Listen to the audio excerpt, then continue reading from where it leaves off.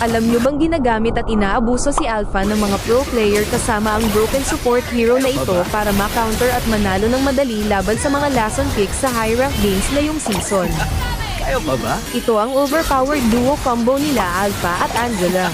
Ang goal sa combo na ito ay mag-ultimate skill o sasapi si Angela kay Alpha at pagkatapos niyan ay agad-agad na i-burst ni Alpha ang mga kalaban gamit ang kanyang mga skills. Kaya pa ba?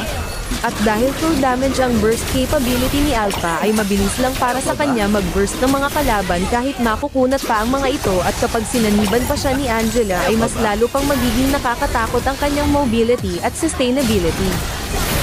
At by the way guys, pwede nyo palang makuha itong bagong emote na ito ni Fuego sa pamamagitan lamang ng pag-draw at pag-complete ng mga tasks dito sa Go Lucky Draw. Kayo guys, na-try nyo na ba ang combo na ito?